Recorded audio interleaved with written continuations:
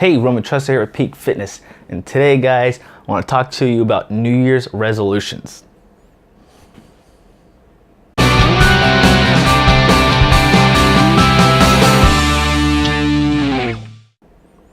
So like I stated in the introduction guys, today I want to talk to you about New Year's resolutions and how to actually make it successful. So in essence, I'm going to give you the keys to success for your New Year's resolution. So right now, as you guys can figure out by now, it's the new year, and a lot of people set themselves up to begin their weight loss journey or fitness journey, usually beginning of the year, because holidays are over, there's no more feasting, no more eating, no more junk. So they want to start doing something to get themselves in better shape. And they usually set it for January 1st. But usually by week 2, most people fail and quit. Well, if you're one of the lucky few who are going to make it past that mark, or those who are actually want to be successful, I'm going to give you a few things that you need to keep in mind so you actually can be successful and lose the weight that you want to lose or get in the physical shape that you want to get in. So let's go ahead and get started. First thing you need to do is set a goal. Now, a goal is important to have because it gives you something to aim for and something to go after.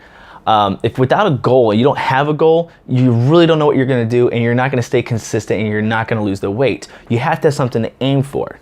Now, the best way to set a goal is start with a long-term goal. So let's say you want to lose 50 pounds in 1 year.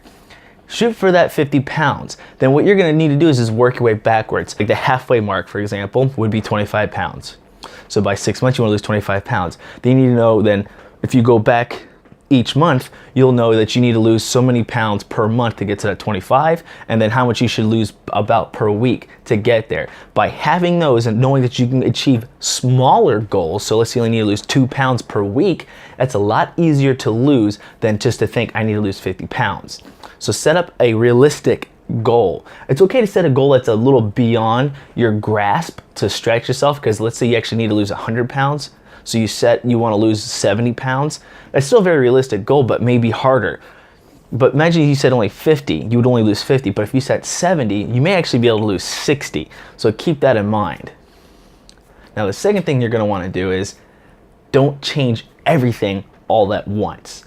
You want to have baby steps. I've talked about this again in a past video, making 4 small changes, something that you can go ahead and begin to work on to progress to these goals. A bunch of little steps in the right direction will lead you into a big step in the right direction. So for example, instead of cutting out all the soda and all the junk food and all this stuff and making all these drastic changes at once, which is going to be a sudden shock for you and it pretty much can be too much, it will make you want to quit. Find 4 things that you can change right away that you can work on until you master it. So maybe first thing, if your metabolism is severely damaged, you eat 1 meal a day, maybe increase it to 2 or 3 meals a day so your body will get used to eating more often, so your metabolism will speed up. Maybe another thing you can do for the second thing would be go to sleep more often, or go to sleep earlier, get between 7 and 9 hours of sleep. Get your hormones back in check so that way your stress hormones will be lowered, your human growth hormones will spike, it will start repairing yourself, your metabolism will start to correct itself. All the good things happen while you're asleep. So make sure you go ahead and maybe set that up as a goal. Another thing you can do is maybe drink more water. So let's say you're a heavy soda drinker, you drink like 6 cans of soda a day, maybe drink 2 and the rest have water. And then the last thing is start exercising. It doesn't have to be anything intense, but maybe a 20 or 30 minute walk every day, 5-6 days a week. It's not too intense, but get your body set up and ready for working out. So make some small changes. And once those changes become really easy, then you can improve upon it. So let's say you're going to sleep, no problem now. Now you can add another thing. So, okay, so maybe you want a healthy snack. So maybe you eat potato chips a lot for snacks. Instead, you can go ahead and have some nuts or some Greek yogurt or something along those lines as a healthy snack. Start looking to make the changes in other areas. You're drinking more water more often? Great, then maybe you can go ahead and add an extra veggie per meal. Something along those lines where you can make the changes gradually as you go.